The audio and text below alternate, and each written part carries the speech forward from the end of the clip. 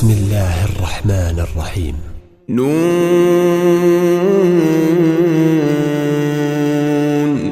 والقلم وما يسطرون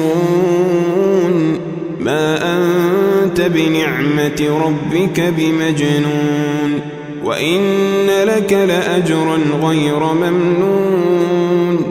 وإنك لعلى خلق عظيم فستبصر ويبصرون بأيكم المفتون إن ربك هو أعلم بمن ضل عن سبيله وهو أعلم بالمهتدين فلا تطع المكذبين ودوا لو تدهن فيدهنون ولا تطع كل حلاف مهين هماز مشاء بنميم مناع للخير معتد أثيم عتل بعد ذلك زنيم أن كان ذا مال وبنين إذا تتلى عليه آياتنا قال أساطير الأولين سنسمه على الخرطوم إنا بلوناهم كما بلونا أصحاب الجنة إذ أقسموا ليصرمنها مصبحين ولا يستثنون فطاف عليها طائف من ربك وهم نائمون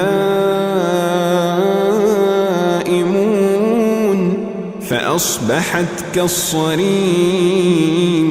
فتنادوا مصبحين أن اغدوا على حرثكم إن كنتم صارمين فانطلقوا وهم يتخافتون ألا يدخلنها اليوم عليكم مسكين وغدوا على حرد قادرين فلما رأوها قالوا إنا لضالون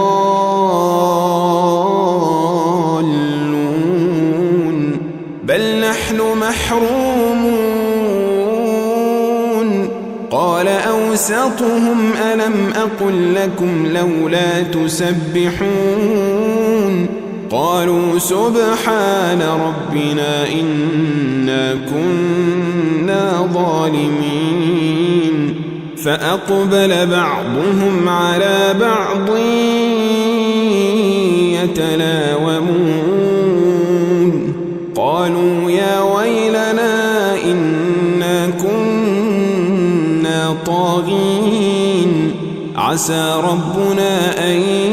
يبدلنا خيرا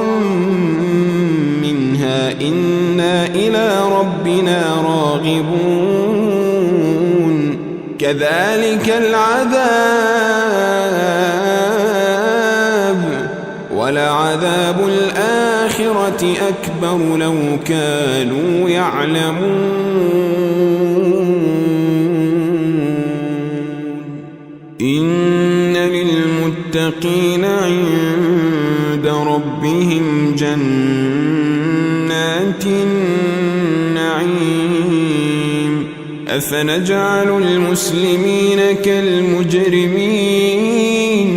ما لكم كيف تحكمون أم لكم كتاب فيه تدرسون إن لكم فيه لما تخيرون أم لكم أيمان علينا بالغة إلى يوم القيامة إن لكم لما تحكمون سلهم أيهم بذلك زعيم أم لهم شركاء فليأتوا بشركائهم إن كانوا صادقين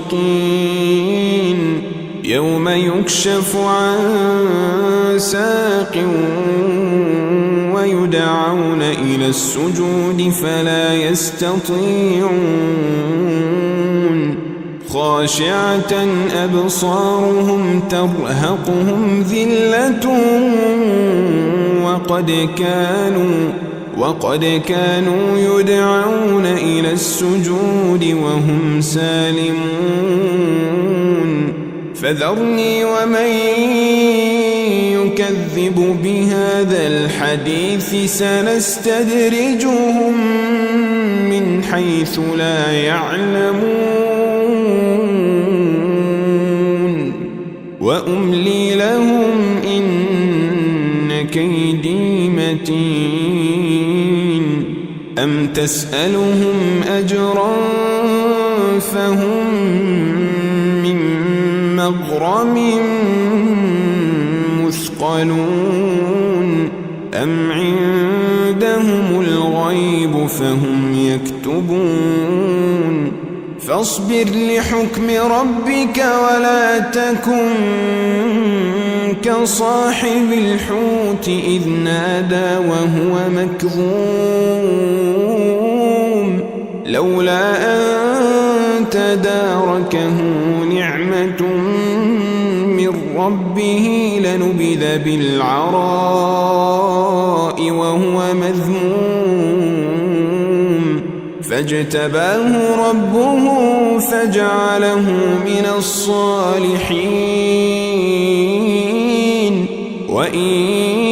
يكاد الذين كفروا ليزلقونك بأبصارهم لما سمعوا الذكر ويقولون إنه لمجنون وما هو إلا ذكر للعالمين.